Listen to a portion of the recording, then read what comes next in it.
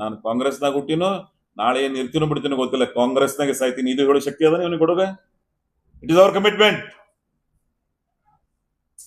V done with that. ಹೇಳ ಅಂತ ಹೇಳಿ ಅವನಿಗೆ ನೋಡೋಣ. ನನಗೆ ಅವಕಾಶ ಬೇರೆ ಬೇರೆ ಕೊಟ್ಟೋದು ಇಲ್ಲೋ, ಆ ಪಕ್ಷಕ್ಕೆ ನಾನು ಗೌರವಯುತವಾಗಿ ನೋಡ್ಕೋಬೇಕು ಇಲ್ಲೋ. ನಾನು ಅದಕ್ಕೆ ಪಕ್ಷದ ನಿರ್ಣಯಕ್ಕೆ ಮಾನ್ಯ ಮುಖ್ಯಮಂತ್ರಿಗಳಿರ್ತಕ್ಕಂಥ ಸಿದ್ದರಾಮಯ್ಯನವರು ರಿಸೈನ್ ಮಾಡಿ ಸಾಮಾನ್ಯ ಮುಖ್ಯಮಂತ್ರಿಗಳಿರ್ತಕ್ಕಂಥ ಡಿ ಕೆ ಶಿವಕುಮಾರ್ ಅವರು ಇವತ್ತು ಅಧಿಕಾರವನ್ನು ಸ್ವೀಕರಿಸಿದ್ದಾರೆ. ಎರಡನೇ ಭಾಗವಾಗಿ ಒಂದು ಮಂತ್ರಿ ಮಂಡಳ ರಚನೆ ಮಾಡ್ತಕ್ಕಂಥ ಅವಕಾಶ ಇತ್ತು. ಮೊದಲನೇ ಫೇಸ್ದಲ್ಲಿ 13 ಜನ ಮುಖ್ಯಮಂತ್ರಿಗಳು ಒಳಗೊಂಡು 14 ಜನರ ಒಂದು ಅವಕಾಶ ಇತ್ತು. ಸೊ ಈಗ ಮೊನ್ನೆ 3ನೇ ತಾರೀಕಿನ ದಿವಸ 20 ಜನರಿಗೆ ಏನು ಅವಕಾಶ ಇತ್ತು, ಅದರಲ್ಲಿ 19 ಜನರಿಗೆ ಅವಕಾಶವನ್ನು ಮಾಡಿಕೊಟ್ಟಿದ್ದಾರೆ. ಇವತ್ತು ಕರ್ನಾಟಕದಲ್ಲಿ ಅನೇಕ ಕಡೆ ನಾವೆಲ್ಲ ಗಮನಿಸ್ತಾ ಇದ್ದೀವಿ. ಅದರ ಭಾಗವಾಗಿನೇ ನಾನು ಈ ಹಿಂದೆಯೂ ಸಹಿತ ತಮ್ಮ ಅನೇಕ ಸಂದರ್ಭದಲ್ಲಿ ತಮ್ಮ ಜೊತೆಗೆ ಮಾತಾಡ್ತಕ್ಕಂಥ ಸಂದರ್ಭದಲ್ಲಿ ನಾನು ಹೇಳಿದ್ದೆ, ಸರ್ಕಾರ ರಚನೆ ಆಗ್ತಕ್ಕಂಥ ಸಂದರ್ಭದಲ್ಲಿ ಕೆಲವು ಮಾತುಕತೆಗಳನ್ನಾಗಿವೆ ಅಂತೇಳಿ. ಅದರ ಭಾಗವಾಗಿನೇ ನಾನು ಈ ಸಲದ ಸಂಪುಟದ ವಿಸ್ತರಣೆಯಲ್ಲಿ ಎಕ್ಸ್ಪಾನ್ಷನ್ದಲ್ಲಿ ನೀವೇನು ನನಗೆ ಅವತ್ತು ಮಾತು ಕೊಟ್ಟಿದ್ರಿ ಅದನ್ನು ಈಡೇರಿಸ್ರಿ ಅಂತೇಳಿ ಕೇಳ್ಕೊಂಡಿದ್ದೆ. ಅದರ ಜೊತೆಗೆ ಇನ್ನೊಂದು ಭಾವನಾತ್ಮಕವಾಗಿ ಇಂಡಿ ವಿಧಾನಸಭಾ ಕ್ಷೇತ್ರ ಸ್ವಾತಂತ್ರ್ಯದ ನಂತರ ಒಂದು ಮಂತ್ರಿ ಭಾಗ್ಯ ಆಗಿರಲಿಲ್ಲ. ಆ ಪ್ರದೇಶದ ಜನರ ಒಂದು ಭಾವನಾತ್ಮಕ ಬೇಡಿಕೆನೂ ಆಗಿತ್ತು. ಸೊ ಎರಡನ್ನು ಇಟ್ಟುಕೊಂಡು ನಾನು ಕೇಂದ್ರ ಮತ್ತು ರಾಜ್ಯದ ನಾಯಕರುಗಳನ್ನ ಕೇಳ್ಕೊಂಡಿದ್ದೆ.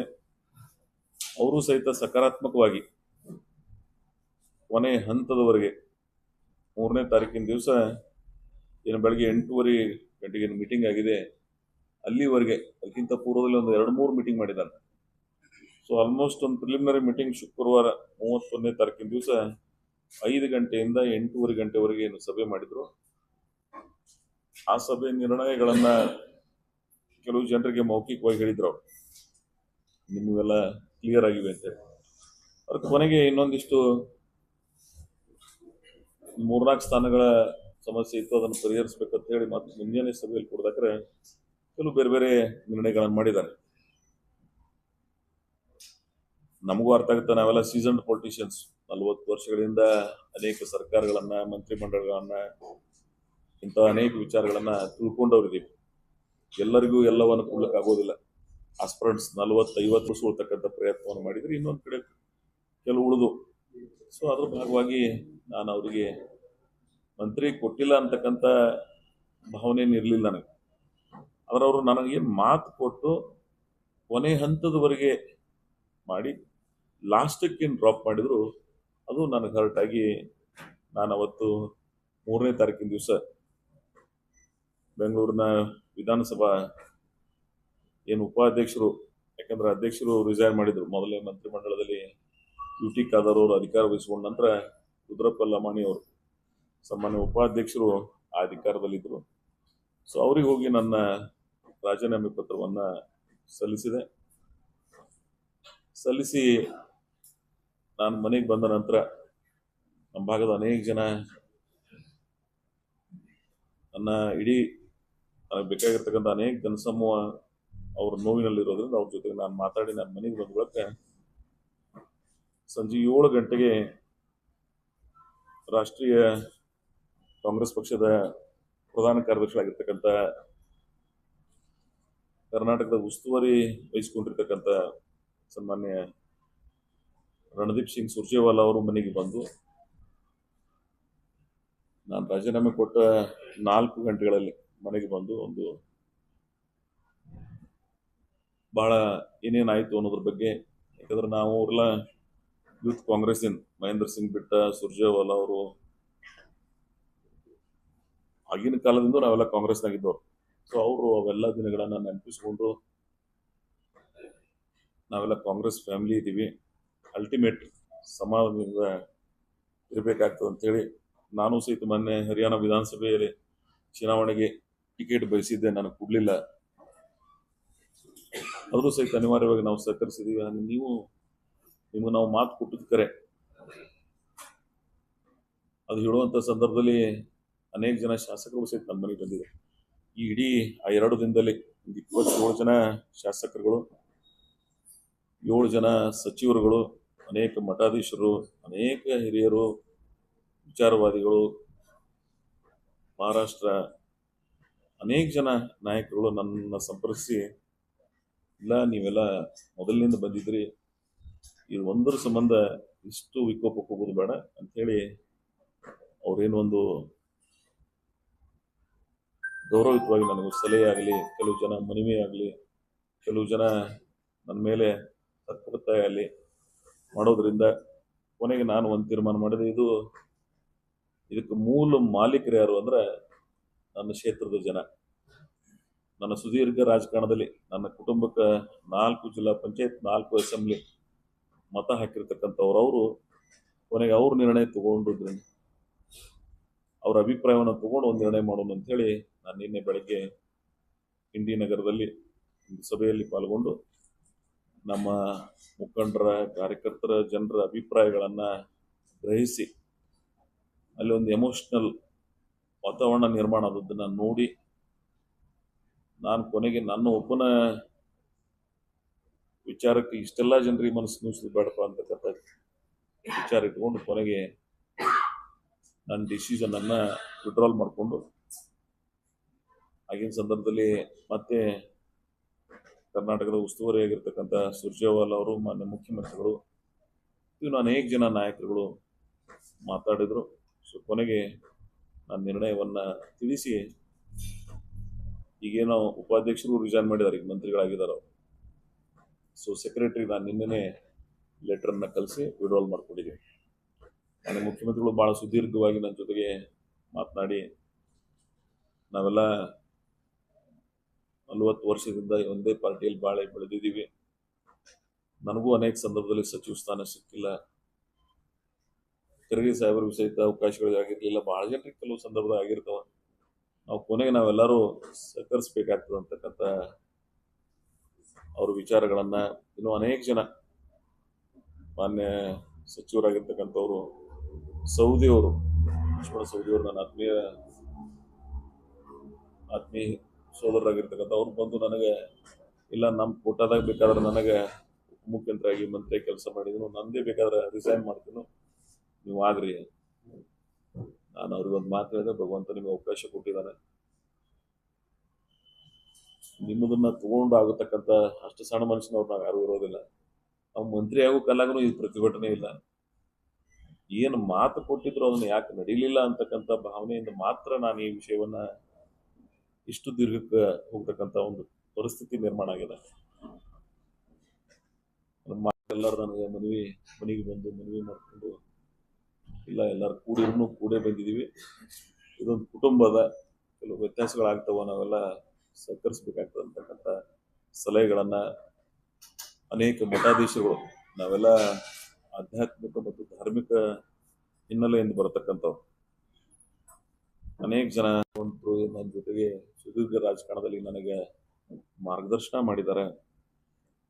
ಕೆಲವರು ಮೆಸೇಜ್ಗಳನ್ನು, ಕೆಲವರು ಫೋನ್ದಲ್ಲಿ ಹೇಳಿ, ಟೋಟಲಿ ಎಲ್ಲರ ಜನರ ಭಾವನೆಗಳಿಗೆ ಹೋಗ್ಬಿಡ್ಬೇಕಾಗ್ತದೆ ಅಂತಕ್ಕಂಥ ವಿಚಾರ ಇಟ್ಕೊಂಡು ನನ್ನ ನಿರ್ಣಯವನ್ನು ನಿನ್ನೆ ಏನು ಮೊದಲು ನಾನು ಮಾಡಿದ್ದೆ ಅದನ್ನು ಬದಲಿಸಿ ಒಬ್ಬ ಶಾಸಕನಾಗಿ ಮುಂದುವರಿಬೇಕು, ಯಾವ ಜನ ನನಗೆ ಅಧಿಕಾರ ಕೊಟ್ಟಿದ್ದಾರೆ ಅವ್ರ ಜೊತೆಗೆ ಇರಬೇಕು ಅಂತಕ್ಕಂಥ ಒಂದು ನಿರ್ಣಯವನ್ನು ಮಾಡಿ, ಅದ್ರ ಒಂದು ನಿರ್ಣಯ ನಾನು ಇನ್ನೊಂದು ಮಾಡಿದ್ದೀನಿ, ನಮ್ಮ ಜನರ ಮುಂದೆ ಹೇಳಿ ಬಂದೀನಿ. ಇನ್ನು ಇಡೀ ನನ್ನ ಜೀವನದಾಗ ಯಾರ ಮನೆ ಬಾಗಿಲಿಗೆ ಯಾವುದೇ ಸ್ಥಾನಮಾನಕ್ಕಾಗಿ ನಾನು ಹೋಗೋದಿಲ್ಲ ಅಂತಕ್ಕಂಥ ಒಂದು ನಿರ್ಣಯವನ್ನು ಮಾಡಿದ್ದೀನಿ. ಯಾಕಂದ್ರೆ ಅವರಾಗಿ ನನಗೆ ಮಾತು ಕೊಟ್ಟಿದ್ರು, ಅದನ್ನು ಅವ್ರು ಉಳಿಸ್ಕೊಳ್ಳೋದು ಬಿಡೋದು ಅವ್ರಿಗೆ ಬಿಟ್ಟಿತ್ತು. ಆದ್ರೆ ಇನ್ನು ನನ್ನ ರಾಜಕಾರಣದ ಇತಿಹಾಸಗಳು ಜನರ ಮತಗಳನ್ನು ಬಿಟ್ಟು ಯಾವುದೇ ಅಧಿಕಾರಕ್ಕಾಗಿ ಯಾರ ಮನೆ ಬಾಗಿಲಿಗೆ ಹೋಗತಕ್ಕಂಥ ಪ್ರಮೇಯ ಬರೋದಿಲ್ಲ. ನಾನು ನಿನ್ನೆ ನಮ್ಮ ನಾಯಕರು ಮಾತಾಡೋದಕ್ಕೂ ಅದೇ ಹೇಳಿ, ಇಲ್ಲ ವಿಲ್ ಡೂ ಸಮಥಿಂಗ್, ವಿಲ್ಸ್. ನಾನು ಇಡೀ ಲೈಫ್ನಾಗ ನಾನು ಇಲ್ಲಿವರೆಗೆ ಸಕ್ರಿಯ ರಾಜಕಾರಣದಾಗ ಇರ್ತೀನೋ, ಇಲ್ಲಿ ತನಕ ಜನ ನನಗೆ ಅವಕಾಶ ಕೊಟ್ಟಿರ್ತಾರೆ, ಅದ್ರ ಯಾವುದೇ ಸ್ಥಾನಮಾನಕ್ಕಾಗಿ ಯಾರ ಹತ್ರನೂ ಸಹಿತ ನನ್ನ ನಿವೇದನೆಗಳನ್ನು ತೊಗೊಂಡು ಹೋಗ್ತಕ್ಕಂಥ ಪ್ರಯತ್ನ ನನ್ನ ಲೈಫ್ನ ನಾನು ಮಾಡಂಗಿಲ್ಲ ಅಂತಕ್ಕಂಥ ಒಂದು ತೀರ್ಮಾನವನ್ನು ಮಾಡಿದ್ದೀನಿ. ಯಾಕಂದರೆ self respect is most important in the life. ಆ ಭಾವನೆಗಳನ್ನ ಇಟ್ಕೊಂಡು ಬದುಕಿದವ್ರು ನಾವೆಲ್ಲ. ಸೊ ಅದಕ್ಕಾಗಿ ನಾನು ಆ ತೀರ್ಮಾನ ಮಾಡಿದ್ದೀನಿ. ಆದರೆ ರಾಜಕಾರಣದಾಗ ಇವೆಲ್ಲ ಸರ್ವೇ ಸಾಮಾನ್ಯ. ಈ ಡಿಸಿಷನ್ ಮೇಕರ್ಸ್ ಜಾಗದಾಗ ಇದ್ದವ್ರಿಗೆ ಈ ಸಮಸ್ಯೆಗಳು ಅರ್ಥ ಆಗ್ತದೆ. ನಾವೆಲ್ಲ ಕಾಮನ್ ಸೆನ್ಸ್ ಇದ್ದವ್ರು. ಪರಿಸ್ಥಿತಿ ಎಲ್ಲರಿಗೂ ಅವಕಾಶ ಕೊಡೋದಾಗೋದಿಲ್ಲ ಬೇರೆ ಬೇರೆ ಕಾರಣಕ್ಕಾಗಿ. ಸೊ ಆದರೂ ಅವರ ನಿರ್ಣಯವನ್ನು ಏನು ಮಾಡಿದ್ದಾರೆ ನಾವೆಲ್ಲ ಅದನ್ನು ಒಪ್ಪಿಕೊಂಡು ಸಕ್ರಿಯವಾಗಿ ಈ ರಾಜ್ಯದ ಜನ ನಮಗೆ ಅವಕಾಶ ಕೊಟ್ಟಿದ್ದಾರೆ, ಅದು ಒಂದು ನೋಡ್ಬೇಕಾಗ್ತದೆ. ಆಮೇಲೆ ಪಕ್ಷ ಆಲ್ವೇಸ್ ನಮ್ಗಿಂತ ದೊಡ್ಡದು. ಒಂದು ಕುಟುಂಬದ ultimate we are Congress family. ಒಂದು ಸರ್ಕಾರ, ನಮ್ಮಲ್ಲಿ ಅನೇಕ ವ್ಯತ್ಯಾಸಗಳದಾವ, ಅನೇಕ ವಿಚಾರಗಳದ, ಅಭಿಪ್ರಾಯ ಭೇದಗಳದಾವ. ಅದಕ್ಕಾಗಿನೇ ಕೊನೆಗೆ ಒಂದು ತೀರ್ಮಾನಕ್ಕೆ ಬರಬೇಕಾಗ್ತದೆ. ನಮ್ಮ ಭಾರತೀಯ ಸಂಸ್ಕೃತಿ ಅದು. ನಾನು ಈ 2-3 ದಿನದಲ್ಲಿ ನಮ್ಮ ಸಂಸ್ಕೃತಿಯ ಪ್ರತೀಕವಾಗಿ ನೋಡೀನಿ. ಇಲ್ಲಿ ಯಾರಿಗಾದರೂ ನೋವಾದ್ರೆ ನನಗಾಗಿದೆ, ಇಲ್ಲಿ ಯಾರಿಗಾದರೂ ಸಂತೋಷ ಆದ್ರೆ ನನಗಾಗಿದೆ ಅಂತಕ್ಕಂಥ ಏನು ನಮ್ಮ ಭಾರತೀಯ ಸಂಸ್ಕೃತಿಯ ಪ್ರತೀಕಿತ್ತು. ಆ ರೀತಿಯೊಳಗೆ ಅನೇಕ ಜನ ಶಾಸಕರುಗಳು, ಸಚಿವರುಗಳು, ಜನಸಮೂಹ, ಮಠಮಾನ್ಯದ ಮಠಾಧೀಶರುಗಳು ನನಗೆ ಏನು ಕಾಳಜಿ ಮಾಡೋದು ನೋಡಿದ್ದಾರೆ. ಈ ಎಲ್ಲ ಸ್ಥಾನಮಾನಕ್ಕಿಂತ ಅವರ ಪ್ರೀತಿ ವಿಶ್ವಾಸ ಬಹಳ ದೊಡ್ಡದು. ಈ ಸಂಸ್ಕೃತಿಯ ಪ್ರತೀಕವಾಗಿ ನಾವೆಲ್ಲ ಬಾಳಿ ಬದುಕಬೇಕಾಗ್ತದೆ ಅಂತಕ್ಕಂಥ ವಿಚಾರ ಇಟ್ಕೊಂಡು ನಾನೇ ವಿಶಾಲ ಮನಸ್ಸಿನಿಂದ, ನೀವೇನಾದರೂ ಬೇರೆ ರೀತಿಯಿಂದ ಮಾತಾಡಿ ಮಾಡ್ಕೋಬೋದಾಗಿತ್ತು, ನಾನು ಅಂತ ಯಾವ ವಿಚಾರ ಮಾತಾಡಿಲ್ಲ. ನಮ್ಮ ಜನರು ಹೇಳಿದ್ದಾರೆ. ಕೊನೆಗೆ ಅವರ ಭಾವನಾತ್ಮಕ ಮಾತುಗಳನ್ನು ನಾನು ಕೇಳಿ, ಯಾರು ನಾನು ಸುದೀರ್ಘ ರಾಜಕಾರಣಕ್ಕೆ ಎಲ್ಲ ಸಹಾಯ ಮಾಡೋದವ್ರು ಇದ್ದಾರೆ, ಅವ್ರ ಮಾತಿಗೆ ಗೌರವ ಕೊಡ್ಲಿಕ್ಕಂದ್ರೆ ಅದ್ಯಾವ ರಾಜಕಾರಣ. ಕೊನೆಗೆ ನಾನು ಆ ತೀರ್ಮಾನಕ್ಕೆ, ನಮ್ಮ ಹೈಕಮಾಂಡ್ ಫಸ್ಟ್ ಅಂದ್ರೆ ನಮ್ಮ ಜನ, ದೇ ಆರ್ ದ ಅಲ್ಟಿಮೇಟ್. ಸಾರ್ವಜನಿಕ ಜೀವನದಲ್ಲಿರ್ತಕ್ಕಂಥ ಚುನಾಯಿತ ಪ್ರತಿನಿಧಿಗಳಿಗೆ ಇಲ್ಲಿ ಒಂದು ಮುಟ್ಟಿರ್ತೀವಂದ್ರೆ ಇದರ ಮೂಲ ಆಧಾರ ಸ್ತಂಭ ಅವರು. ಸೊ ಅವರಿಗೆ ಮನಸ್ಸಿಗೆ ನೋವಾಗಬಾರ್ದು. ಅವರ ನಿನ್ನ ಅಲ್ಲಿಯ ಆ ಭಾವನಾತ್ಮಕ ಅನೇಕ ಜನರುಗಳು, ಹಿರಿಯರು, ಅದೊಂಥರ ನನಗೆ ಆ ಎಮೋಷನಲ್ ಇದನ್ನು ನೋಡಿ ಇದು ಯಾವ ಮಂತ್ರಿನೂ ಬೇಡ, ಯಾವ ರಾಜಕಾರಣನೂ ಬೇಡ ಅಂತಕ್ಕಂಥ ನಿರ್ಣಯದಿಂದ ನಾನು ನಿನ್ನೆ ಆ ಒಂದು ನಿರ್ಣಯವನ್ನು ತಗೊಂಡು, ಸೊ ನಾವೆಲ್ಲ ಕಾಂಗ್ರೆಸ್ ಪಕ್ಷದ ಸಿದ್ಧಾಂತಗಳಿಂದ ಐಡಿಯಾಲಜಿ ಮುಖಾಂತರ ಪಾರ್ಟಿ ಆಗಿದ್ದೇವೆ. ನಾವು secularism part of the life ಅಂತ ತಿಳಿದು ಬಿಡ್ತವ್ರು. ನಾನು ಅನೇಕ ಸಂದರ್ಭದಲ್ಲಿ ಹೇಳಿದ್ದೀನಿ, ನಾನು ಕಾಂಗ್ರೆಸ್ನಲ್ಲೇ ಹುಟ್ಟಿದ್ದೀನಿ, ನನ್ನ ಜೀವನದ ಕೊನೆ ದಿನ ನಾನು ಕಾಂಗ್ರೆಸ್ನ ಕಡಿತೀನಿ ಅಂತಕ್ಕಂಥ ಸಿದ್ಧಾಂತದ ರಾಜಕಾರಣ ಮಾಡಿದ್ದೀನಿ. ನಾನು ಈ ಅಧಿಕಾರಕ್ಕಾಗಿ ಬದಲಾವಣೆ, ನಾನು ಶಾಸಕ ಸ್ಥಾನಕ್ಕೆ ರಿಸೈನ್ ಮಾಡ್ತಿದ್ದೆ, ಅವ್ರ ಪಕ್ಷ ಬಿಟ್ಟು ಹೋಗ್ತಿರ್ಲಿಲ್ಲ. ಕಾಂಗ್ರೆಸ್ ಸರ್ಕಾರದ ಪರಿವಾರ ಏನಿತ್ತು ನನ್ನನ್ನು ದೂರ ಇಟ್ಟಿದೆ ಅಂತಕ್ಕಂಥ ಭಾವನೆ ಬಂದಿತ್ತು. ಆದ್ರೆ ಕಾಂಗ್ರೆಸ್ ಪಕ್ಷದ ಪರಿವಾರ ನನಗೆ ದೂರ ಇಡಲಿಕ್ಕೆ ಸಾಧ್ಯ ಇಲ್ಲ. ಯಾಕಂದ್ರೆ ಆ ಎಮೋಷನಲ್ ಅಟ್ಯಾಚ್ಮೆಂಟ್. ನಮ್ಮ ಫಾದರು ಕಾಂಗ್ರೆಸ್ನ, ನಾವು ಕಾಂಗ್ರೆಸ್ ಅತ್ಯಂತ ಕಷ್ಟದಾಯಕ ದಿನಗಳಲ್ಲಿ ಕಾಂಗ್ರೆಸ್ ಅನ್ನು ಕಟ್ಟದವ್ರು ನಾವು. ಆ ತಾಲೂಕದ ರಾಮಕೃಷ್ಣ ಹೆಗಡೆ ಅವರ ಗಾಳಿ ಒಳಗೆ ಜನತಾ ಪರಿವಾರದ ಗಾಳಿ ಇದ್ದಾಗ ಯಾರೂ ಜಿಲ್ಲಾ ಪರಿಷತ್ ನಿಂತಿರ್ತಿರ್ಲಿಲ್ಲ. ಅವಾಗೂ ನಮ್ಮ ಫಾದರ್ ಒಬ್ಬರೇ ಗೆದ್ದವ್ರು 86. ನಾನು ಗೆದಿ ಒಳದಾಗೂ ಸಹಿತ ತಾಲೂಕಿನಾಗ ನಾವು ಒಬ್ಬನೇ ಜಿಲ್ಲಾ ಪರಿಷತ್ ಮೆಂಬರ್, ಉಳಿದವರೆಲ್ಲ ಬೇರೆ ಪಾರ್ಟಿಯವರು. ಆಮೇಲೆ ಸೊ ಅದಕ್ಕಾಗಿ ಆ ಜನಸಮೂಹ, ಈ ಸೆಕ್ಯುಲರಿಸಮ್, ಈ ಐಡಿಯಾಲಜಿ ಒಂದು ಸಣ್ಣ ಸ್ಥಾನಕ್ಕಾಗಿ ನಾನು ಇದನ್ನು ನಾರ್ಮಲ್ ಇದ್ರೆ ಏನಾಗಲಿಲ್ಲ. ಅವರು ಮಾತು ಕೊಟ್ಟಿದ್ದಾರೆ ಅನ್ನೋ ಸಂಬಂಧ ಬಿಫೋರ್ 23rd ಎಲೆಕ್ಷನ್ ಅಂತ ಮೊದಲು ನಾನು ಭಾಳ ಸಲ ಹೇಳಿದ್ವಿ, 1-to-1 ಮೀಟಿಂಗ್ ಮಾಡಿದಕ್ಕೆ. ಮೊನ್ನೆ ನಾನು ಮೊನ್ನೆ ಸುರ್ಜೇವಾಲ ಅವರು ಮಾತಾಡೋ ವಿನಯ್ ಕುಲಕರ್ಣಿ ನನ್ನ ಪಕ್ಕ ಕೂತಿದ್ರು. ಅವ್ರಿಗೆ ಕೇಳಿದಾನೆ, ಒಂದು ಕರೆ ಹೇಳ್ಬಿಡಿ, ನೀವು ನನಗೇನು ಮಾಡೋದು ಬೇಡ, ಮಾತು ಕೊಟ್ಟಿರು, ಎಸ್ ವಿ ಹ್ಯಾವ್ ಯುವರ್. ಅದಕ್ಕಾಗಿ ನಾವು ನಿಮ್ಗೆ ವಿಡ್ರಾ ಮಾಡ್ಕೊತ ತಿಳ್ಕೋ ಹಕ್ಕಿಲ್ಲ, ಪ್ಲೀಸ್ ರೀಕನ್ಸಿಡರ್ ಯುವರ್ ಡಿಸಿಷನ್ ಅಂತ ಹೇಳಿ ಬಂದಿನ ನಮ್ಮ ಸುರ್ಜೇವಾಲ ಅವರು. Yes, you have that rights. ಯಾಕಂದ್ರೆ ನಾವೆಲ್ಲ ಫ್ಯಾಮಿಲಿ ಇದ್ದೀವಿ, ಒಪ್ಕೋಬೇಕಾಗ್ತದೆ. ಯಾಕಂದ್ರೆ ಕೆಲವು ಅವರು ನನಗೆ ಸರ್ಕಮ್ಟನ್ಸ್ ಬಗ್ಗೆ ಹೇಳಿ, ಏನಾಯ್ತು ಏನಾಗಲಿಲ್ಲ, ಅವ್ರು ಬಂದು ನನಗೆ ವಿವರಣೆ ಕೊಟ್ಬಿಡಕ್ಕೆ ಸ್ವಲ್ಪ ಮಟ್ಟಿಗೆ ಸಮಾಧಾನ ಆಗ್ತದೆ. ಯಾಕಂತ ಕೇಳಿದ್ರೆ ಪರಿಸ್ಥಿತಿಗಳನ್ನ ಏನಾಯ್ತು, ಏನಾಗಬೇಕಾಗಿತ್ತು, ಸನ್ನಿವೇಶಗಳನ್ನು ಅನೇಕ ಜನ ಹಿರಿಯರಿಗೆ ಅವಕಾಶ ಆಗಿರ್ಲಿಲ್ಲ. ಇವತ್ತು ಅರವಿಂದ್ ದೇಶಪಾಂಡೆ ಅವರಾಗಿರ್ಬೋದು, ಎಚ್ ಕೆ ಪಾಟೀಲ್ರಂತವರಾಗಿರ್ಬೋದು, ಯುವ ನಾಯಕತ್ವದಾಗ ಅನೇಕ ಹಿರಿಯರು, ಅನೇಕ ಯುಗಿತವನ್ರು, ಶರತ್ ಬಚ್ಚೇಗೌಡರಂತವ್ರಿಗೆ ಆಗಲಿಲ್ಲ. ಯುವ ಉತ್ಸಾಹಿಗಳು ಇನ್ನು ಬಹಳ ಜನ ವಿಮುಖರಾಗಿದ್ದಾರೆ. ಆದ್ರೆ ನಂದು ಒಂದು ರಿಕ್ವೆಸ್ಟ್ ಅದ ನಮ್ಮ ಪಕ್ಷದ ನಾಯಕರಿಗೆ, ಈ 2 ತಿಂಗಳ ನೀವು ಪ್ರೊಲಾಂಗ್ ಮಾಡ್ತೀರಿ, ಆ ಆಗ್ಬೇಕಂತಕ್ಕಂಥ ಆ ತುಡಿತ ಏನು ಹೆಚ್ಚಿಗೆ ಆಗ್ತದೆ, ಕೊನೆಗೆ ನಿರಾಶೆ ಆಗ್ತದೆ. ಇವತ್ತು ನಾವೇನು ರಾಜ್ಯದಾಗ ನೋಡ್ತಾ ಇದ್ದೀವಿ, ಒಂದು ಡಿಸಿಷನ್ ಮಾಡಿಬಿಡೋದು. ಫಸ್ಟ್ ಟೈಮ್ ನೀವು ಮಾಡುವಾಗ 14 ಮಂದಿದ್ ಮಾಡಿದ್ರಿ, ಅವಾಗ ಒಂದು ವಾರದೊಳಗೆ ನೀವು 4 ದಿನದಾಗ ಇದನ್ನು ಮಾಡಿದ್ರಿ ಅಂದ್ರೆ ಈ ಪರಿಸ್ಥಿತಿ ಬರ್ತಿರ್ಲಿಲ್ಲ. ಯಾಕಂದ್ರೆ ನಾವು ಆಲ್ ಸೀಸನ್ ಪೊಲಿಟಿಷಿಯನ್ಸ್, ಎಲ್ಲರಿಗೂ ಮಾಡ್ಲಿಕ್ಕೆ ಆಗೋದಿಲ್ಲ ಪಕ್ಷ. ನಾವೇ ಆ ಜಗದಿದ್ರೆ ಮಾಡ್ಲಿಕ್ಕೆ ಆಗುತ್ತೆ ಎಲ್ಲರಿಗೂ ಸಮಾನ. ಸೊ ಆ ತಿಳುವಳಿಕೆ ಅದ, ಸಾಮಾನ್ಯ ಜ್ಞಾನ ಅದ ನಮ್ಗೆಲ್ಲರಿಗೂ. ಕಾಸ್ಟ್ ಇಕ್ವೇಶನ್ಸ್ ಇರ್ತದ, ರೀಜನಲ್ ಬ್ಯಾಲೆನ್ಸ್ ಮಾಡಬೇಕಾಗ್ತದೆ. ಆ ಸೂಕ್ಷ್ಮತೆ ಅರಿವು ಇರ್ಲಾರ್ದಂಥವ್ರು ಅದ್ಯಾವ ಪರಿಪೂರ್ಣ ರಾಜಕಾರಣ. But you must justify as early as possible. In ಫ್ಯೂಚರ್ದಾಗಾದ್ರು ಒಂದೊಂದು ರಿಕ್ವೆಸ್ಟ್, ನೀವು ಯಾರಿಗಾರೆ ಮಾಡ್ರಿ, ಅದ್ರ ಇಂಥ ಡಿಸಿಷನ್ಸ್ ಅನ್ನ ಪ್ರೊಲಾಂಗ್ ಮಾಡೋದ್ರಿಂದ ಕೆಲವು ಜನರ ಮನಸ್ಸಿಗೆ. ಆಮೇಲೆ ನೀವೆಲ್ಲ ನಾವೆಲ್ಲ ಹಿಂದಿನ 31st ಫ್ರೈಡೇ 5 ಗಂಟೆಯಿಂದ 8:30 ಗಂಟೆವರೆಗೆ ಒಂದು ಮೀಟಿಂಗ್ ಆಗಿದೆ ಅಷ್ಟೇ, ಎಲ್ಲ ನಾಯಕರು ಒಳಗೊಂಡು. ಅವತ್ತು ಫೈನಲ್ ಮಾಡಿ ಸಂಜೆ ಮುಂದೆ ನಮ್ಗೊಂದು ಇಂಟಿಮೇಷನ್ ಕೊಟ್ಟು ನೀವು ನೆಕ್ಸ್ಟ್ ಫೈನಲ್ ಮೀಟಿಂಗ್ದಾಗ ಡ್ರಾಪ್ ಮಾಡಿದ್ರಿ ಅಂದ್ರೆ ಏನಾಗ್ತದೆ, ಅಥವಾ ನನ್ನ ಜಾಗದಾಗ ನೀವಿದ್ರೆ ಏನಾಗ್ತಿತ್ತು ನಾನು ಕೇಳಿದವ್ರು. ಹಂಗೆ ಮಾಡ್ಲಿಕ್ಕೆ ಹೋಗಬೇಡಿ. ಡಿಸಿಷನ್ಸ್ ಮಾಡೋದು ಒಂದೇ ಫೈನಲ್ ಡಿಸಿಷನ್ ಮಾಡಿದೆ. 4 ಮೀಟಿಂಗ್ ಮಾಡೋದು, ಒಂದು ಮೀಟಿಂಗ್ನ ಫೈನಲ್ ಮಾಡೋದು, ಇನ್ನೊಂದು ಮೀಟಿಂಗ್ನ ಡ್ರಾಪ್ ಮಾಡೋದು, don't do like that. Yes, ಹಂಗೆ ಅರ್ಥ ಆಗ್ತದೆ ನಿಮ್ಮ ಎಕ್ಸರ್ಸೈಸ್. ಸ್ವಲ್ಪ ಅಕ್ಯುರೇಷನ್ ಬಂದ್ರೆ ಒಳ್ಳೇದಾಗ್ತದೆ. ಡಿ ಕೆ ಶಿವಕುಮಾರ್ ಬಹಳ ಪರಿಶ್ರಮ ಪಟ್ಟು ಮುಖ್ಯಮಂತ್ರಿಗಳಾಗಿದ್ದಾರೆ. ಅನೇಕ ಜನ ಸಚಿವರುಗಳು ಒಳ್ಳೆ ಕೆಲಸ ಮಾಡ್ತಕ್ಕಂಥವ್ರು ಈ ಮಂತ್ರಿಮಂಡಲದಾಗ ಅದಾರ. ನಾವು ನಿಮ್ಮ ಜೊತೆಗೆ ಇರ್ತೀವಿ. ಬರ ಇದೆ ಇವತ್ತು, ಈ ರಾಜ್ಯದ ಜನ ನಮ್ಮಿಂದ ನಿರೀಕ್ಷೆ ಮಾಡ್ತಾ ಇದ್ದಾರೆ. ತ್ವರಿತವಾಗಿ ಆಡಳಿತ ವ್ಯವಸ್ಥೆ ನಮ್ಮ ಜನರಿಗೆ ಮತ್ತು ಯಾರು ಅಸಮಾಧಾನಿತರಾಗಿದ್ದಾರೆ, ನಾನು ಅವರಿಗೂ ತಮ್ಮ ಮುಖಾಂತರ ಒಂದು ಮನವಿ ಮಾಡ್ಕೊತೇನೆ. ಆಯ್ತು, ನಮ್ಮೆಲ್ಲರಿಗೂ ಒಂದು 4 ದಿನ ಆಗಿರ್ತದೆ. ಅದ್ರ ಕೊನೆಗೆ ನಾವು ಜನಸಮೂಹದ ವಿಚಾರಗಳನ್ನು ಇಟ್ಕೊಂಡು ನಾಗರಿಕ ಸಮಾಜದ ಭಾವನೆಗಳಿಗೆ ಸ್ಪಂದಿಸಬೇಕಾಗ್ತದೆ. ನಾನು ಯಾಕೆ ಇಷ್ಟು ಆಸ್ ಅರ್ಲಿ ಆಸ್ ಪಾಸಿಬಲ್ 3ನೇ ದಿನಕ್ಕೆ ಈ ಡಿಸಿಷನ್ ತಗೊಂಡೆ ಅಂದ್ರೆ, ಈ ಪ್ರೊಲಾಂಗ್ ಮಾಡಿದೆವು ಅಂದ್ರೆ ಜನಸಮೂಹದ ಮೇಲೆ ಸಾರ್ವಜನಿಕರ ಭಾವನೆಗಳ ಜೊತೆಗೆ ವ್ಯತಿರಿಕ್ತವಾಗಿ ನಡ್ಕೊಂಡಾಗ್ತದೆ.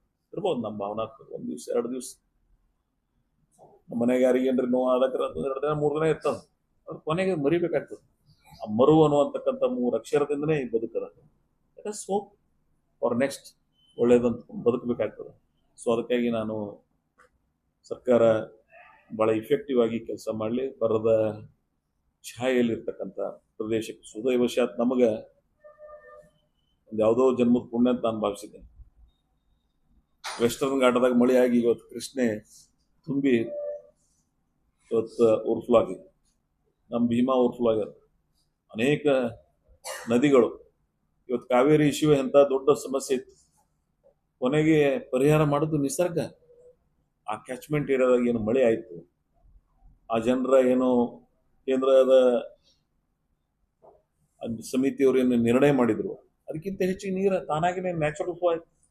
ಸೊ ನಿಸರ್ಗದ ಸಹಾಯ ಇಲ್ಲದೇ ಯಾವುದೇ ಸರ್ಕಾರಗಳು ನಡೆಸಲಿಕ್ಕಾಗೋದಿಲ್ಲ. ಕೊನೆಗೆ ನಿಸರ್ಗನೂ ಸ್ವಲ್ಪ ಸಹಾಯ ಮಾಡಿದೆ. ಆದರೂ ಸಹಿತ ಅನೇಕ ಜಿಲ್ಲೆಗಳಲ್ಲಿ ಇವತ್ತು ಬಿತ್ತನೆ ಆಗದೆ ರೈತರು ಕಂಗಾಲಾಗಿದ್ದಾರೆ. ಬಿತ್ತಿದ ರೈತರು ಬೆಳೆ ಉಳಿಲಾರ್ದಂಥ ಪರಿಸ್ಥಿತಿ ಆಗಿದೆ. ಅವುಗಳನ್ನು ಅವಲೋಕಿಸಿ ಅವರ ಸಹಾಯಕ್ಕೆ ನಾವೆಲ್ಲ ಯುದ್ಧೋಪಾಯದಲ್ಲಿ ಅವ್ರ ಹತ್ರ ಹೋಗ್ಬೇಕಾಗ್ತದೆ. ಸೊ ಅದಕ್ಕಾಗಿ ನಾನು ಸರ್ಕಾರದ ಭಾಗವಾಗಿರ್ತಕ್ಕಂಥವ್ರು ನಾವೆಲ್ಲರೂ ಕೂಡಿ ಸಮಸ್ಯೆಗೆ ಸ್ಪಂದಿಸ್ತಕ್ಕಂಥ ಪ್ರಯತ್ನ ಮಾಡೋಣ. ಇಂದಿಗೆ ನನ್ನ ವೈಯಕ್ತಿಕವಾಗಿ ದಿಸ್ ಚಾಪ್ಟರ್ ಇಸ್ ಕ್ಲೋಸ್. ಅದು ನಾನು ಇಡೀ ಪೊಲಿಟಿಕಲ್ ಕ್ಯಾರಿಯರ್ದಾಗ ಯಾವುದೇ ಹುದ್ದೆಗಳಾಗಿ ನಾನು ಇನ್ನೆಂದೂ ಮಾತಾಡಂಗಿಲ್ಲ.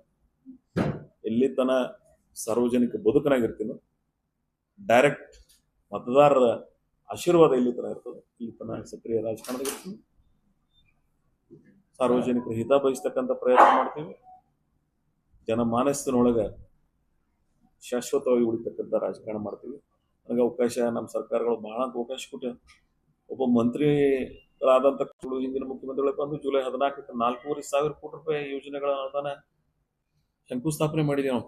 ಜುಲೈ 14, 2025. ನನಗೆ ಸಮಾಧಾನ ಅದ. ಕೊನೆಗೆ ನನ್ನ ಜನರ ನನಗೇನು ಆಶೀರ್ವಾದ ಮಾಡಿದೆ. ಸಿದ್ದೇಶ್ವರ ಮಹಾಸ್ವಾಮಿಗಳ ಹೆಸರು ಮೇಲೆ ಒಂದು ನೀವೆಲ್ಲ ಸಾವಳ ಸಂಘ ಹೋಗಿ ಬರ್ಬೋದು. ದ ಮೋಸ್ಟ್ ಅಟ್ರಾಕ್ಟಿಂಗ್ ಪ್ಲೇಸ್ ಆಗಿದೆ. ಸೊ ಅಂಥ ವಾತಾವರಣ ಸೃಷ್ಟಿಯಾಗಿದೆ, ಸಂತೃಪ್ತಿ ಅದ. ಒಬ್ಬ ಶಾಸಕನಾಗಿ ನನ್ನ ಜನರ ಭಾವನೆಗಳಿಗೆ ನಾನು ಹಿಂದೆ ಹೇಳ್ತಿದ್ದೆ, ನಿಮಗೆ ಕುಡಿಯುವ ನೀರಿನ ಅತಿ ಸಮಸ್ಯೆದಾಯಕ ತಾಲೂಕುಗಳು ಯಾವುದೇ ಕರ್ನಾಟಕದಾಗಿದ್ರೆ ಅದರಲ್ಲಿ ನಮ್ಮದು ಸಹಿತ ಒಂದು. ಅದು ಇವತ್ತಲ್ಲಿ ಆ ವಾತಾವರಣ ಇಲ್ಲ.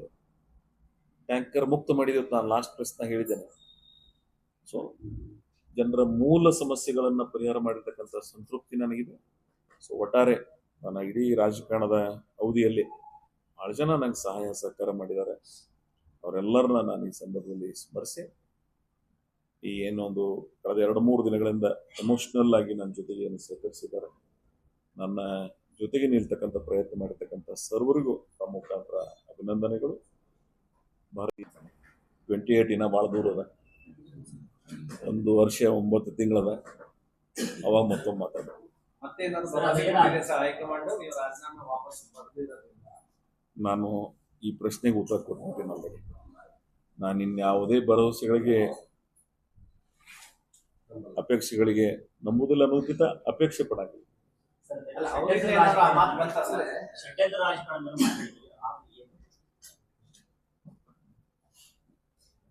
ಯಾವತ್ತು ಹೇಳ್ಬೇಕಾಯ್ತು ಹೇಳಿ, ಮುಗಿದೋದು ಅಧ್ಯಾಯ.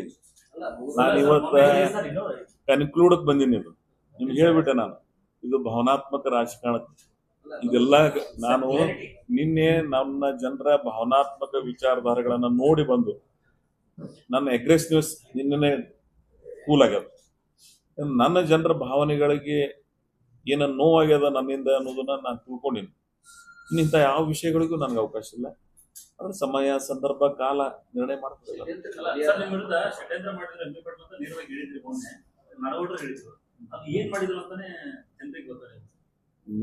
ನಿಮಗೂ ಗೊತ್ತದ, ಜನರಿಗೂ ಗೊತ್ತದ, ಅದೇನು ಹೊಸದೇನಲ್ಲ. ಅದು ನಾನು ಬಹಳ ಭಾವನಾತ್ಮಕ ನನ್ನ ಜನರ ಭಾವನೆಗಳ ಜೊತೆಗೆ ಇಲ್ಲಿ ಬಂದಿನ. ಇವತ್ತು ಅದ್ರ ಬಗ್ಗೆ ಮಾತಾಡ್ಲಿಕ್ಕೆ ನನ್ನ ಮನಸ್ಸಿಲ್ಲ. ಸಮಯ, ಸಂದರ್ಭ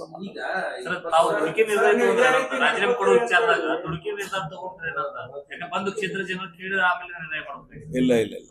ನಿಮ್ಗೆ ಇನ್ನೊಂದು ಹೇಳ್ತೇನೆ, ಈ ಸಲ ಮಂತ್ರಿಮಂಡಲ ರಚನೆ ಆಗುವ ಸಂಬಂಧ ಕೇಳ್ದಲ್ಲ, ನಿಮ್ಗೆ ನಿರಂತರ ಗೊತ್ತದ ಎಷ್ಟು ವರ್ಷಗಳಿಂದ ಮಂತ್ರಿಮಂಡಲ ಬಗ್ಗೆ ಚರ್ಚೆಗಳಾಗಿದೆ ಅನ್ನೋದು. ನೀವು ಭಾಳ ಸಲ ನನ್ಗೆ ಕೇಳಿ, ನಾನು ಭಾಳ ಸಲ ಹೇಳಿನಿ ನಿಮ್ಗೆ.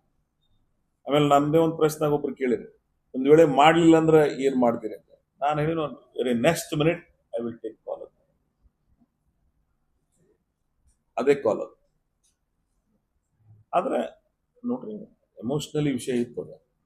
ಆದ್ರೆ ನಮ್ಮ ಪಕ್ಷದ ಹಿರಿಯರು, ನನ್ನ ಒಡನಾಡಿಗಳು, ನನ್ನ ಆತ್ಮೀಯರು, ನನ್ನ ಹಿತೈಷಿಗಳು, ನಾನು ಹೇಳಿದಲ್ಲ ಸುದೀರ್ಘ ಹೇಳಿನಿ, ಯಾರು ಬಂದ್ರು, ಏನೇನು ಹೇಳಿದ್ರು, ಏನೇನು ಮಾತಾಡಿದ್ರು. ಏನು ಅಧಿಕಾರ ಒಂದೇ ದೊಡ್ಡದ ಈ ಭೂಮಿ ಮೇಲೆ? ಷಡ್ಯಂತ್ರ ಈಗ ಎಲ್ಲಾನೇ ಮುಗಿದು ಹೋಗ್ಯದ. ಇದೆ ಪೋಸ್ಟ್ ಮಾರ್ಟಮ್ 3 ದಿನ ಆಯ್ತು, ಎಲ್ಲ ಗೊತ್ತಾಗಿದೆ. ನನ್ನಂತ ಸ್ಟ್ರೇಟ್, ನಾನು ಒಂದೇ ಮಾತಾಡ್ತೀನಿ, ನನ್ನಂತ ಸ್ಟ್ರೇಟ್ ಫಾರ್ವರ್ಡ್ ರಾಜಕಾರಣನೇ ಯಾರು ಮಾಡಿಲ್ಲ. ಇವತ್ತು ಬೆಂಗಳೂರದಾಗ ನಿಮ್ಮ ಜಾಗದಾಗಿದ್ದವ್ರೆ, ಬೆಂಗಳೂರದಾಗಿದ್ರು, ಅವ್ರ ಮುಂದೆ ಹೇಳಿಲ್ಲ.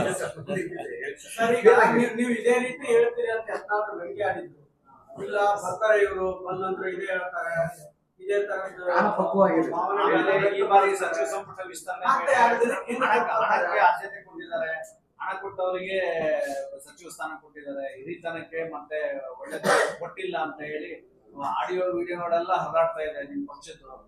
ಇದ್ರ ಬಗ್ಗೆ ನಿಮ್ಮ ಅಭಿಪ್ರಾಯ ಇದೆ ಸರ್? ಗುಂಡಾಗಳ ಸಚಿವ ಸಂಪುಟ ಅಂತ ಹೇಳಿದ್ರು, ಗುಂಡಾಗಳ ಸಚಿವ ಸಂಪುಟ ಇದು ಅಂತ ಹೇಳಿದ್ದಾರೆ. ಯತ್ನಾಳ್ ಅವ್ರು ಇಡೀ ರಾಜಕಾರಣ ಹೆಂಗ್ ನೋಡ್ಕೊಂಡ್ ಬಂದಾರ ನಿಮಗೂ ಗೊತ್ತದ. ಒಂದು ಮಾತು ಹೇಳ್ತೀನಿ, ಚುನಾಯಿತ ಪ್ರತಿನಿಧಿಗಳು ಆದ ಬಳಿಕ ಈ ಪದಗಳ ಬಳಕೆ ಮಾಡಬಾರ್ದು. ಜನ ಅವರಿಗೆ ಅವಕಾಶ ಕೊಟ್ಟಿದ್ದಾರೆ, ಪ್ರತಿನಿಧಿಗಳಾಗಿದ್ದಾರೆ, ಅವರಿಗೆ ಮಂತ್ರಿಗಳಾಗ್ಲಿಕ್ಕೆ ಅವಕಾಶ, ಒಬ್ಬ ಶಾಸಕನಿಗೆ ಸಂಪೂರ್ಣ ಅಧಿಕಾರ ಇದೆ ಮಂತ್ರಿಗಳಾಗ್ಲಿಕ್ಕೆ. ಪಕ್ಷ ಸರ್ಕಾರ ಅವರಿಗೆ ಅವಕಾಶ ಮಾಡಿಕೊಟ್ಟಿದೆ. ಆ ರೀತಿ ಮಾತಾಡಬಾರ್ದು ಅವರು. ಬಸನಗೌಡರಿಗೆ ಇದೇ ಮಾತಾಡೇನೆ ಇಲ್ಲಿಗೆ ಮುಟ್ಟ್ಯಾರ ಅವ್ರು.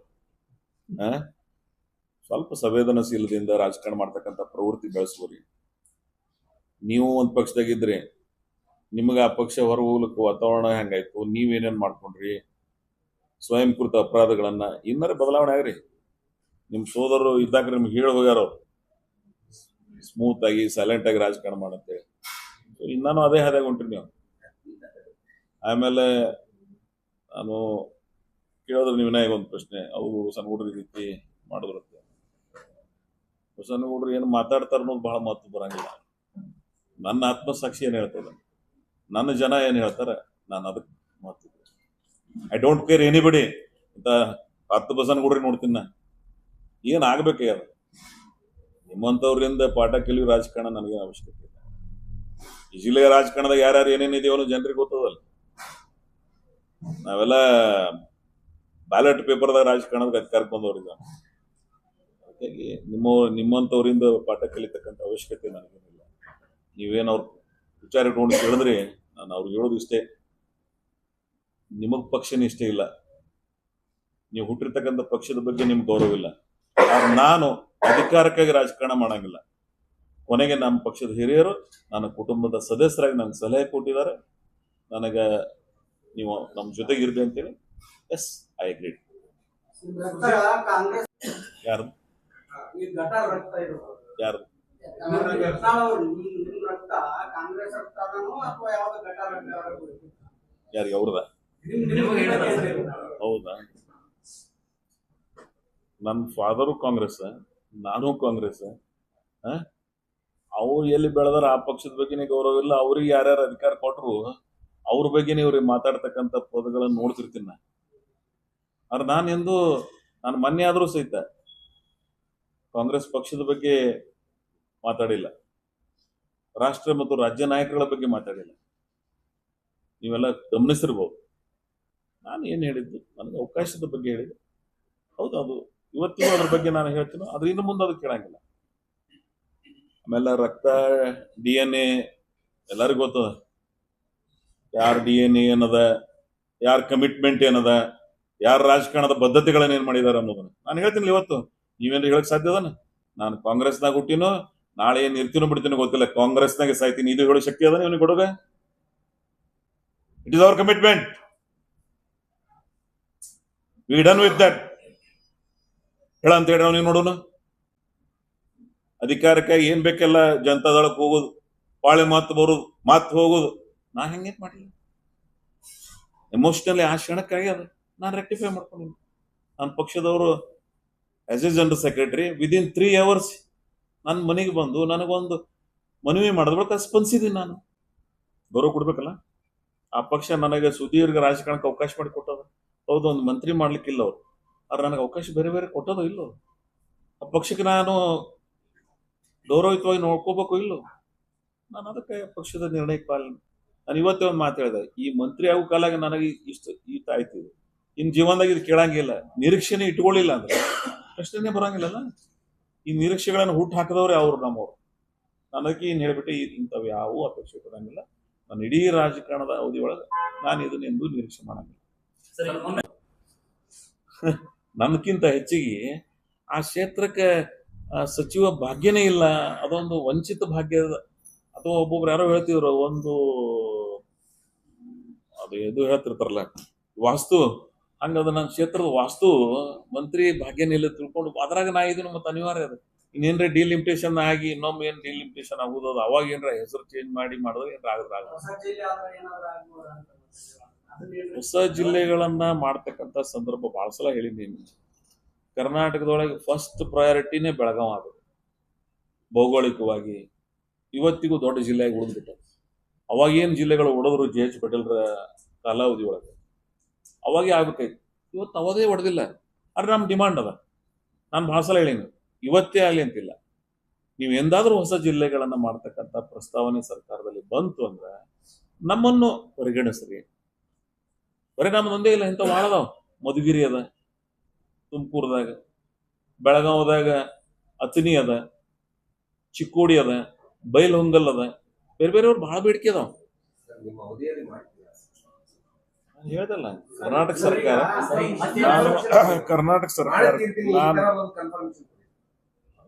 ನಾನು ಮಾಡ್ಬೇಕಂತ ಪ್ರಯತ್ನ ಮಾಡ್ಲಾಗತ್ತೀನಿ. ಮಾಡ್ತಿರೋದು ನನ್ನ ಕೈಯಾಗದ ನಿರ್ಣಯ. ತಾವೇ ಜಿಲ್ಲೆ ಮಾಡದೇ ಚುನಾವಣೆಗೆ ಸ್ಪರ್ಧೆ ಮಾಡೋದಿಲ್ಲ ನಾನು ಹಂಗಾರ ಪ್ರೆಷರ್ ಇಡಬೇಕಂತ ಮೇಂಟೈನ್ ಮಾಡಿಲ್ಲ. ಶಾಸಕ ಸ್ಥಾನ ಕೊಟ್ಟಿದ್ರೆ ಇನ್ನೊಂದಿತ್ತು ಬರ್ತಾ ಇತ್ತು. ಯಾರಿಗೆ ಜಿಲ್ಲೆ ಮಾಡೋದಿಲ್ಲ, ಹಂಗ ರಾಜೀನಾಮೆ ಕೊಡ್ತಾ ಇದ್ದೀನಿ ಅಂತ ಕೊಟ್ಟಿದ್ರು. ಯಾರು? ಇವತ್ತಿನ ಸನ್ನಿವೇಶ ಅದು ಇರಲಿಲ್ಲ. ಆ ಸನ್ನಿವೇಶ ಬಂದಾಗ ನೋಡೋಣ. ಅದನ್ನು ಮೊನ್ನೆ 3ನೇ ತಾರೀಕಿಂದ ಆ ಸನ್ನಿವೇಶ ಇರಲಿಲ್ಲ. ನಾನೇ ನಿಮಗೆ ಹೇಳಿದ್ದೆಲ್ಲ ಹಿಂದಕ್ಕೆ, ಒಂದ್ ವೇಳೆ ಅವರ ಡಿಸಿಷನ್ ತಗೊಳ್ಳಿಲ್ಲ ಅಂದ್ರೆ ಐ ವಿಲ್ ಕಮ್ ಬ್ಯಾಕ್ ಅಂತ ಹೇಳಿದ್ದೆ. ಆ ಆಂಗಲ್ದಾಗ ಬಂದೆ ಎಮೋಷನಲಿ. ಬಟ್ ಇವತ್ತು ಅದರದ ಸಮಸ್ಯೆ ಪರಿಹಾರ ಆಗ್ಯದ ಎಲ್ಲ. ಒಂದು ಮಾತು ಹೇಳ್ತೀನಿ, ಅಲ್ಟಿಮೇಟ್ ಜನ ನಿನ್ನೆ ಅಲ್ಲಿ ನೀವು ಇಂಡಿಯಾ ಐಬಿಗೆ ಬಂದಿದ್ರಿ ಅಂದ್ರೆ ನಿಮ್ಗೆ ಗೊತ್ತಾಗ್ತದೆ ಅಲ್ಲಿ ಪರಿಸ್ಥಿತಿ, ಅವರ ಅಲ್ಲಿ ಆ ಇಡೀ ಘಟನೆಗಳನ್ನ ಗಮನಿಸಿದ್ರೆ ಅದೆಲ್ಲ ನೋಡಿ ನಾ ಮತ್ತೆ ಬೇರೆ ಏನ್ರಿ ಮಾಡ್ಲಿಕ್ಕೆ ಸಾಧ್ಯನೇ? ನನ್ನನ್ನೇ ಇಷ್ಟಿದ್ದವ್ರು ಎತ್ತರಕ್ಕೆ ತಂದಾರ ಅವರು. ಅವ್ರ ಮಾತುಗಳು ಕೇಳಿಲ್ಲ ಅಂದ್ರೆ ಏನಾಗ್ತದೆ? ಪ್ರಜಾಪ್ರಭುತ್ವದಾಗ ನಿಮ್ಗೆ ಹೇಳ್ಬೇಕು, ಜನರ ನಿರ್ಣಯವನ್ನು ಪಾಲಿಸಬೇಕಾದದ್ದು ಪ್ರಜಾಪ್ರಭುತ್ವವಾದಿಗಳ ಧರ್ಮ ಮತ್ತು ಕರ್ತವ್ಯ. ನಾನು ಹೇಳ್ತೇನೆ, ಸುರ್ಜೇವಾಲಾ ಅವರು ನನಗೆ ಸರ್ಕಮ್ಟನ್ಸ್ ಬಗ್ಗೆ ಹೇಳಿದ್ದಾರೆ. ಏನು ಸರ್ಕಮ್ಟನ್ಸ್ ಆಯ್ತು ಅನ್ನೋದನ್ನ ನನಗದು ಸಮಾಧಾನ ಆಗಿದೆ. ಅದನ್ನ ಸಮಯ ಸಂದರ್ಭ, ಅದು ನಮ್ಮ ಸಮಯ ಸಂದರ್ಭ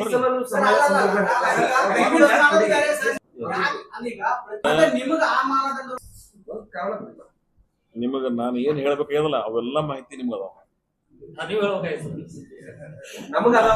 ನನ್ನಿಂದ ಏನ ನೀವು ನಿರೀಕ್ಷೆ ಮಾಡ್ತೀರಿ ಈ ಜಿಲ್ಲೆಯ ಜನರಿಗೆ ಮತ್ತು ನಿಮಗೂ ಅದು ಸಂಪೂರ್ಣ ಮಾಹಿತಿ ಇದೆ, ಏನೇನಾಯ್ತು ಏನೇನಾಗಿಲ್ಲ ಅನ್ನೋದು. ಅದಕ್ಕೆ ನಾನು ಹೇಳಕ್ ಹೋಗಂಗಿಲ್ಲ. ನಾನು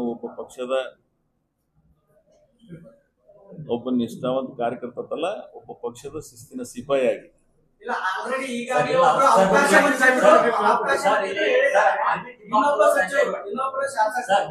ಅವಕಾಶದಿಂದ ವಂಚಿತರಾಗಕ್ಕೆ ಕಾರಣ ಏನು ಅನ್ನೋದ್ರ ಬಗ್ಗೆ ಮಾತನಾಡಿದ್ದಾರೆ.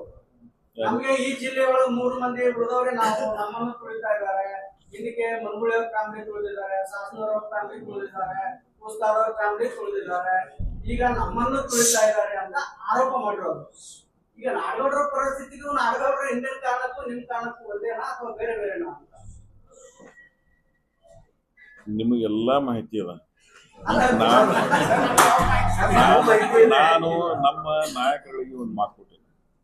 ಅವರು ನನಗೆ ಇಲ್ಲಿಗೆ ಬರುವುದಾಗ ಸಹಿತ be cool in the interest of the party, you must ಕೆಲವು ವಿಚಾರಗಳನ್ನ ಸೂಕ್ಷ್ಮವಾಗಿ ರಿಕ್ವೆಸ್ಟ್ ಮಾಡ್ಕೊಂಡಿದ್ದಾರೆ. I am very much aggressive person, you know all that, but today scenario I will respect my leaders words. ಅವ್ರು ಗೌರವ ಕೊಡಬೇಕಾಗ್ತದೆ. ನನ್ನ ಭಾವನೆಗಳು ಇಲ್ಲಿ ಬಹಳ ಅದಾವ, ಆದ್ರೆ ಅದನ್ನ ಇಲ್ಲಿ ತರೋ ಪರಿಸ್ಥಿತಿಗಳು ಇವತ್ತಿಲ್ಲ. It will one day it will come.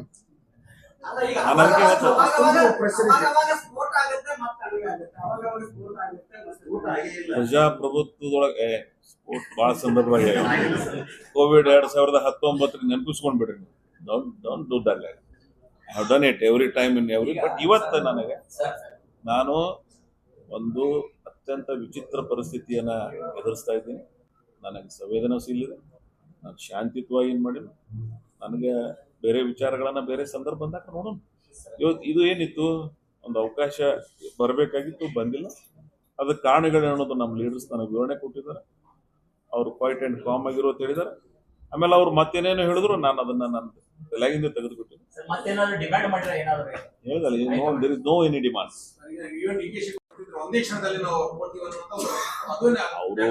ಅವ್ರು ಹೇಳೋ ಉದ್ದೇಶ ಏನಿತ್ತು ಅಂದ್ರೆ, ಅವ್ರು ಹೇಳೋದ್ರಲ್ಲಿ 2 ಉದ್ದೇಶ. ನನ್ನ ಜೊತೆ ಅವ್ರು ಮಾತಾಡೋದನ್ನು ಗಮನಿಸಿದೆ. ನನಗೂ ಸಹಿತ ಕೆಲವು ಸಂದರ್ಭದೊಳಗೆ ಧರ್ಮಸಿಂಗ್ ಸಾಹೇಬರ ಮಂತ್ರಿಮಂಡಳದ ತಗೊಳ್ಳಿಲ್ಲ, ಸಿದ್ದರಾಮಯ್ಯನವ್ರ ಮಂತ್ರಿಮಂಡಲದ ಆಗಲಿಲ್ಲ. ನನಗೂ ಬೇರೆ ಬೇರೆ ಸಂದರ್ಭದಾಗ ಅನೇಕ ಅವಕಾಶಗಳನ್ನ ವಂಚಿತರಾಗಿದ್ದೀನಿ. ಆದರೂ ನಾನು ಕೊನೆಗೆ ಸಮಾಧಾನದಿಂದ ಸೊ ನೀವು ಆ ರೀತಿ ನಿಮ್ಗೂ ನೋವಾಗಿದೆ, ನಮ್ಗೆ ಅರ್ಥ ಆಗ್ತದೆ. ನೀವೆಲ್ಲರೂ ಸಮಾಧಾನದ ಇರಬೇಕು. ಅದಕ್ಕೆ ಅವ್ರದ್ದೇನು ಅಂದ್ರೆ, ಒಬ್ಬ ಪಕ್ಷದ ಸರ್ಕಾರ ಅದ, ನೀವೆಲ್ಲರೂ ಈ ರೀತಿ ಮಾಡೋದ್ರಿಂದ ತಪ್ಪು ಇದಾಗ್ತದೆ ಅಂತ ಭಾವನೆ ಹೇಳಿದ್ರೆ, ಮತ್ತು ಅವ್ರದ್ದೊಂದು ವೇ ಆಫ್ ಟಾಕಿಂಗ್ ಸ್ಟೈಲ್ ಬೇರೆ ಅದ, ನಿಮಗೂ ಗೊತ್ತದು. ಆ ರೀತಿ ಮಾಡ್ರಿ.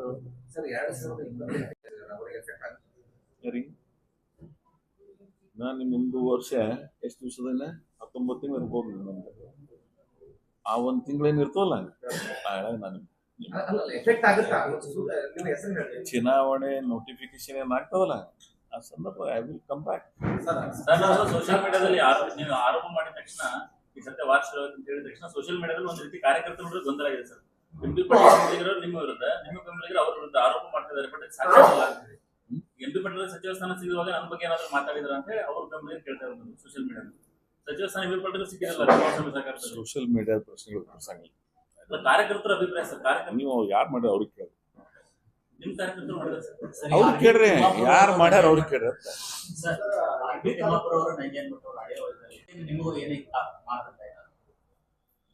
ಅಂಥವು ಯಾವಿಲ್ಲ ನಮ್ಮ ಸರ್ಕಾರದೊಳಗೆ. ಇವೆಲ್ಲ ಊಹಾಪೋಹಗಳು. ಅಥವಾ ಯಾವೂ ಇಲ್ಲ. ಭಾಳ ಕ್ಲೀನಾಗಿ ನಮ್ಮ ಡಿಸಿಷನ್ ಮಾಡಿದ್ದಾರೆ. ಕೆಲವು ಅಸಮಾಧಾನ ಅಸಂತುಷ್ಟತೆ ಇದ್ದೇ ಇರ್ತವೆ, ಅದ್ರ ಬಗ್ಗೆ ಅಷ್ಟು ಭಾಳ ಏನು ನಮ್ಮ ಜಿಲ್ಲೆಗೆ ಏನು ಅಷ್ಟು ಪವರ್ಫುಲ್ ಆಗಿ ಏನು ಎಲ್ಲ ಲೂಸ್ನೆಸ್ ಏನಿದೆ ಯಾರು ಯಾಕೆ ಕಡೆಗಣಿಸಬಹುದು? ನಾನು ಮಾತಾಡಿನೋ ನಾಡಗೌಡರು ಮಾತಾಡಿದಾರೆ, ಮತ್ತೊಮ್ಮೆ ಯಾಕೆ ಮಾತಾಡ್ಬೇಕು? ನಾನು ಮಾತಾಡಿದ್ದೆ, ನಾಡಗೌಡರು ಮಾತಾಡಿದಾರೆ. ನಿಮ್ಮಿಂದ ನಿರೀಕ್ಷೆ ಇಟ್ಕೊಂಡ್ರೆ ನಾನು ನಿಮ್ಗೆ ಇನ್ನೊಂದು ಭಾಳ ಸ್ಪಷ್ಟವಾಗಿ ಹೇಳ್ತೇನೆ. ನಾನು ಹೋದ ಸಲ ಸರ್ಕಾರ ರಚನೆ ಆದಾಕ್ರೆ ನಿಗಮ ಮಂಡಳಿ ಆಗಂಗಿಲ್ಲ ಅಂತ ಹೇಳಿ. ನಾನು ಮುಂದಿನ ದಿನಮಾನದಾಗ I am very much clarity. ಜಿಲ್ಲೆಗೆ ಕಾರ್ಯಕರ್ತರಿಗೆ ಸರಿ ಅಧಿಕಾರ ಸಿಗ್ತಾ ಇಲ್ಲ, ನೀವು ಯಾರು MLA-ಗಳು ಕೊಡಿಸ್ತಾ ಇಲ್ಲ ಒಗ್ಗಟ್ಟಾಗಿ ಅನ್ನೋದು ಕಾರ್ಯಕರ್ತರೆಲ್ಲ ದೊಡ್ಡ ಅಸಮಾಧಾನ ಇದೆ. ಇಲ್ಲ, ನಾನು ವಿಧಾನ ಪರಿಷತ್ ಇಲ್ಲ ಒಂದು ವಿಧಾನಸಭಾ ಕ್ಷೇತ್ರದ ಶಾಸಕರಿಗೆ, ಆಳೋ ಪಕ್ಷದ ಶಾಸಕರಿಗೆ ಪ್ರತಿ ಕಾರ್ಯಕರ್ತ 3 ಹೆಸರು ತಗೊಂಡಿದ್ರು. ಕಡೆಗೆ 2 ತಗೊಂಡು ಮಾಡ್ತೀವಿ ಅಂತ ಹೇಳಿದ್ರು. ಈಗನೇ ಮಾಡ್ಬೇಕದು ಒಂದು. ಬಟ್ ನನ್ನ ಕಾರ್ಯಕರ್ತರಿಗೆ ಮಾಡಿದ್ವಿ. ನಮ್ಮಲ್ಲಿ ಒಂದು ನಿಂಬೆ ಅಭಿವೃದ್ಧಿ ಮಂಡಳಿ ಅಧ್ಯಕ್ಷರು, ನನ್ನ ಕ್ಷೇತ್ರದ ಒಬ್ಬ ಹಿರಿಯ ಕಾರ್ಯಕರ್ತರಿಗೆ ಮಾಡಿದ್ದೀನಿ. ನನ್ನಲ್ಲಿ ಅಕಾಮಿಡೇಷನ್ ಮಾಡಿದ್ದೀನಿ, ಬೇರೆ ಬೇರೆ ಕೋಆಪರೇಟಿವ್ ಇನ್ಸ್ಟಿಟ್ಯೂಷನ್ದಾಗ ಮಾಡಿದ್ದೀನಿ, ನಾಮಿನೇಷನ್ದಾಗ ಮಾಡಿದ್ದೀನೋ. ನಮ್ಮಲ್ಲಿ ಕಾರ್ಯಕರ್ತರು ಯಾರೇ ಅಸಮಾಧಾನ ಅಂತ ನೀವು ಬಂದು ನನಗೆ ಹೇಳಿದ್ರಿ ಅಂದ್ರೆ ಈ ಪ್ರಶ್ನೆ ಕೇಳ್ಬೋದು. ಜಿಲ್ಲೆ ಕಾರ್ಯಕರ್ತರಿಗೆ ಒಗ್ಗಟ್ಟಾಗಿ ಜಿಲ್ಲೆ ಯಾರು ಲೀಡ್ ಮಾಡ್ತಾರಲ್ಲ ಇವ್ರಿಗೆ ಈ ಪ್ರಶ್ನೆಗಳನ್ನ ಕೇಳ್ಬೋದು. ಬಿಜೆಪಿ ಅವರಿಗೆ ಹೇಳ್ತಾ ಇದ್ರಿ ಮನೆ ಒಂದು 3 ಭಾಗಗಳು 4 ಭಾಗಗಳು ಅಂತ ಹೇಳಿ. ವಿಜಯಪುರ ಜಿಲ್ಲೆಯ ಶಾಸಕರ ಎಲ್ಲಾ ಹೇಳಿಕೆಗಳು ಕಾಂಗ್ರೆಸ್ನಲ್ಲೂ ಇದು ಆಂತರಿಕ ಪ್ರಜಾಪ್ರಭುತ್ವ. ಕಾಂಗ್ರೆಸ್ ಬಹಳ ವರ್ಷಗಳಿಂದ ಇರ್ತಕ್ಕಂಥವ್ರು ನಾವೆಲ್ಲ, ಆಲ್ ಸೀನಿಯರ್ಸ್. ಅನೇಕ ವಿಚಾರಗಳನ್ನ, ಬೇರೆ ಬೇರೆ ವಿಷಯಗಳನ್ನು ಬಾಕಲು 1, 2, 3, 4 ಅನ್ನೋದಿಲ್ಲ, ಬಾಕಲು ಒಂದೇ ಅದ. ಅದು ಅಭಿಪ್ರಾಯ ಭೇದಗಳು, ವಿಚಾರಗಳು ಬೇರೆ ಬೇರೆ ಅದಾವ. ಬಾಕಲು 4 ಇಲ್ಲ ಹಂಗೇನು ತಿಳ್ಕೊಳಕ್ ಹೋಗ್ಬೇಡ್ರಿ. ಬಾಕಲು ಒಂದೇ ಅದ, ಮನಿನೂ ಒಂದೇ ಅದ. ಅದ್ರ ಒಳಗೆ ಇರೋರಲ್ಲಿ ಇರ್ತಕ್ಕಂಥ ಅಭಿಪ್ರಾಯಗಳು ಬೇರೆ ಬೇರೆ. ಚುನಾವಣೆ ಮೇಲೆ ಪರಿಣಾಮ ಬೀರುತ್ತೆ ಸರ್ 28ಗೆ. ಅದು ಅವತ್ತು ನೀವು ಏನಾರ ಪ್ರಿಡಿಕ್ಟ್ ಮಾಡ್ಲಿಕ್ಕೆ ಸಾಧ್ಯ ಅದ? Let us see. People will think. ಹೇಳ್ಬಿಡಿ ಸರ್. ನಾನು ಜ್ಯೋತಿಷ್ ಹೇಳ್ಕೊತಿಲ್ಲ, ಇಲ್ಲ ಜನ ಹೇಳ್ತಾರ ಅವತ್ತಿನ ದಿನ. ನಾನು ಜೀವನದಾಗ ಎಲ್ಲಾ ಪ್ರಶ್ನೆಗಳನ್ನ ಮುಗಿಸಿ ಎದ್ದು ಹೋಗಿ ನನ್ನ ಪತ್ರಿಕಾಗೋಷ್ಠಿ. ಬಹಳ ಜನ ಏನ್ ಮಾಡ್ತಾರ, ತಮಗ್ ಬೇಕಾದ ಪ್ರಶ್ನೆಗಳಿಗೆ ಮಾತ್ರ ಉತ್ತರ ಕೊಡ್ತಾರ, ತಮಗ್ ಬೇಡದನ್ನ ಕಿವಿಗುಡದೆ ಎದ್ದು ಹೋಗ್ತಾರೆ. ಆದ್ರೆ we are very different in almost all issues. ನಿಮ್ ಎಲ್ಲಾ ಪ್ರಶ್ನೆಗಳನ್ನ, ನಿಮ್ ಎಲ್ಲಾ ವಿಚಾರಗಳನ್ನ ನಾನು ಬಹಳ ನನಗಿರ್ತಕ್ಕಂಥ ಅನುಭವದ ಆಧಾರದ ಮೇಲೆ ನಿಮ್ಮ ಮುಂದೆ ವಿವರಣೆ ಕೊಡ್ತಕ್ಕಂಥ ನಾನು ಎಲ್ಲ ಹೇಳಿದ್ಬೇಕು. ಮತ್ತೆ ಇದಕ್ಕೆ ಮುಗಿತ ಚಾಪ್ಟರ್ ಕ್ಲೋಸ್ ಆಗೋಕೆ ಏನ್ ಮಾಡೋರಿ? ಈಗ 28ರ ತನ ಇಂಥವು ಯಾವ ವಿಷಯ ಅದಾವನಿಗೆ ಇಷ್ಟೇ. ನಾವೇನ್ ಅಪೇಕ್ಷೆ ಪಡೋದು, ಯಾರಿಗೆ ಅವಕಾಶ ಸಿಗ್ತದ ನೀವು ಒಳ್ಳೆ ಕೆಲಸ ಮಾಡಿ. ಅವಕ್ಕೆಲ್ಲ ನಾವು ಉತ್ತರ